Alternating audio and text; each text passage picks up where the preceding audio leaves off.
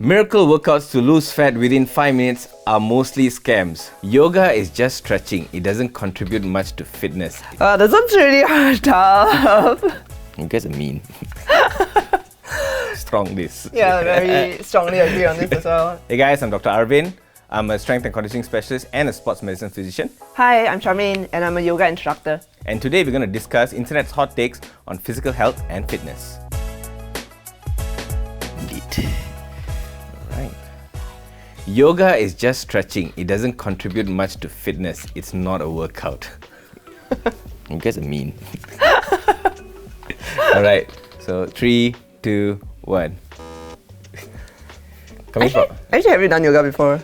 Yes. Back when I was a fitness trainer in California Fitness, it doesn't exist anymore. It's now Celebrity Fitness in Mid Valley. Oh, okay. Yeah, I used to actually go for yoga classes at least twice a week. Oh, that's pretty frequent. Yeah, I like flexibility. For instance, it actually does help me improve my resistance training. Okay. Because you have more range to work with. Yep.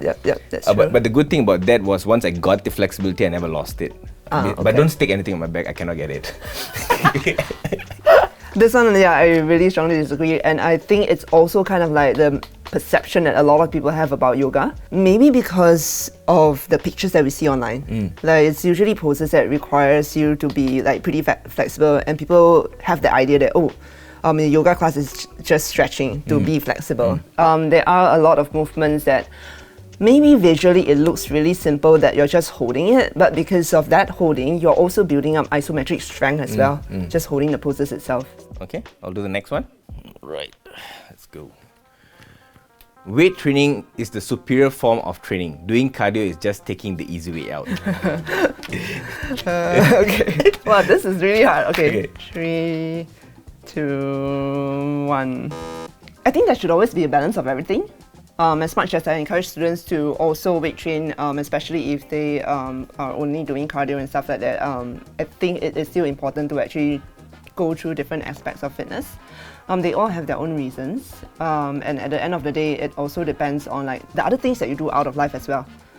For example, if you already lead a very active lifestyle, you walk a lot in your daily life, then maybe there's not so much need of doing cardio, but instead a little bit more on weight training. Vice versa, the other way around as well. I think it's an effective form of exercise, but doing both is better than doing either one. But gun to my head, then probably yes, weight training. Miracle workouts to lose fat within 5 minutes are mostly scams. Okay, so 3, 2, 1. Strong this. Yeah, very strongly agree on this as well. There's no such thing as a miracle workout.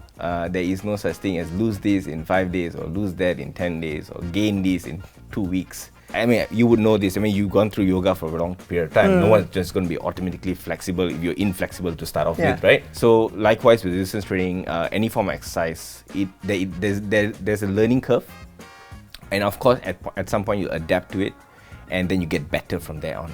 Why this is so common is because there's just so many things easily available online right now that people are looking for instant gratification. They want things that comes fast because everyone's also pushing that. When it comes to yoga, it's also very similar. People would have like programs or like even courses that says that get your splits in like 5 days. Wow. Imagine if a person can't even like bend forward with their leg straight to get a split in 5 days is pretty ridiculous to me. People are marketing to individual insecurities actually. Yeah, that's right. So that's what they do, Okay, this is an interesting one. There is no such thing as female-focused workouts. Like this one, I really want to hear your opinion on it. 3, 2, 1. Oh, okay. Yeah. Besides some adjustments that you will do for someone who's pregnant and postpartum, there is no such thing as this is a male workout and that's a female workout. Same way it goes to resistance training. Because I'm a resistance training specialist, so I don't think there's such a thing. A man can do what exactly a woman can do. Probably a woman can exactly do what a man can do. Probably even better sometimes. The thing about yoga is that a lot of people actually think yoga is like a female kind of workout. Maybe because it is a little bit more flexibility based and just undeniably, I would say there are more women that are a bit more flexible compared to men. Oh yeah, that's scientifically proven. Yeah, so that's scientific, and the thing is because of that people think it's like a female-focused workout. And when there's a class full of like 90% women, most men will be intimidated, and then there's just lesser guys doing yoga at the end of the day. Yeah, we just don't look bad. So it's an ego thing? I'll have a pool of sweat around me and not doing anything. Okay. I want to also hear what you have to say when people call, push-ups with the knees down. They call it girl push-ups. I think because they think it's easier, so that's why women do it. And the notion why they thought they should do those is because the women have their wombs, right, the uterus. Because when you put your feet down instead of your knee down, the womb is kind of dangling in the center, which is not true. Okay, there's a lot of muscles and ligaments are holding the uterus up. So I guess just because it was easier, they kind of labeled it as that. But to be frank, I don't think there's any problem. It's just a regressed version of a push-up. That's it. That's all there is about that. BMI is a terrible way to measure if your body weight is healthy or not. 3, 2, 1. I know it's like somewhere in the middle. Okay, you want to go first? I wouldn't say it's a terrible way per se, but I don't think it's a comprehensive way because because it doesn't really measure like your body fat percentage and things like that. I actually published a study on this in 2012, showing that BMI is actually ineffective. But the reason why I put thumbs down is because if someone is morbidly obese, then BMI is going to flag you. The issue where BMI comes in is when someone is overweight. For someone like me, for instance. So when you're overweight and you're athletic, then BMI doesn't matter. But for the vast majority of people who actually live a sedentary life, not vast majority, people who live a sedentary life, then BMI definitely gives us a ballpark figure of where you probably stand. And sometimes BMI also helps us diagnose people who have poor weight gain or poor weight, like women who have female athlete triad. Oh, okay. They have poor recovery, and you see that their BMI is like 16, 17, and they miss their menses, for instance. So these are signs that your body weight is not enough to meet. Okay, so BMI does help, but using it as the only tool to say you are obese, you are healthy, you're unhealthy, that I disagree. The thing is, BMI was made by a mathematician to recruit people into army. So who falls into the criteria that they want to. So that became used because of its ease. But going forth, I mean, me as a sports physician, I use it as a screening tool, but then I go further by doing bioelectrical impedance and so on and so forth, measurements to decide whether this person is really obese or not, and then go into their history and so on and so forth. So the next question, what is your take on women doing weight training and expecting themselves to look buff or will end up looking buff, and that's their fear about that? Do you agree or disagree? All right, okay. 3, 2, 1. Yeah. Probably can give you views on that. And I think the perception that a lot of women have when they think about lifting weights is that they will turn into like the Hulk, which is absolutely not true. It actually takes a lot of work to build enough muscle mass to look like the Hulk. So yeah, weight training is actually important for them to actually build up a little bit of muscle mass if they want to look so-called toned. But at the end of the day, for you to look toned, I don't think it's also just like the exercise that you do. It's also it also depends on like the food and things like that as well. But for them to actually have that kind of like tone, so-called tone shape that they want, I think you need to build muscle mass, and you do need to actually do resistance training for that to happen. The advertisements and all this marketing does not help that they have projected how women should look like. And when someone looks different, they're like, yeah, you're too big.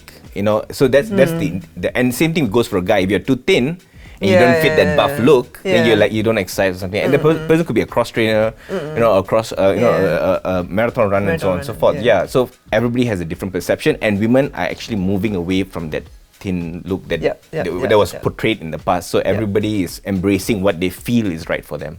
And I think if you feel like you want to look muscular, please go ahead and do so. Don't do it for anybody else. Do it for yourself. Okay, so we'll go for the next one. Fast food as supper is not a bad idea as long as it is done in moderation.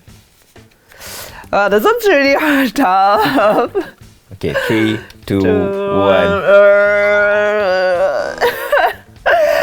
Okay, I think we need to define what's moderation. What's moderation, and also like what do you eat when you go for fast food? I mean, okay, I did say this because I deal with a lot of patients who actually end up overdoing it. As much as you teach them moderation, once you have something that is that tasty going into your mouth, sometimes moderation goes out the door. You know, so what happened? What you went in for one chicken and you end up eating a whole plate of three chicken with mashed potatoes and whatnot and everything. So and like, do you want it? I do want to make it large. And then it's like 50 cents extra, and everyone's like, okay. Yeah, you know, I will have a and a. You know, it's like, but you already got a there. So I'm not saying that it's bad. I do agree to a certain extent it can be moderated. But for the vast majority of people, when you put something hyper palatable and ultra processed, they have a tendency to go overboard. True. Once you open this Pandora's box, then you end up, you know, overeating. But if yes, you can control yourself, then I guess it's okay. Yeah, also but I mean, if you're gonna go to and remove the skin and not eat the skin, I mean, don't go to like I would say, like if you want to eat chicken, then eat. Okay, make sure you have the caloric, space for that.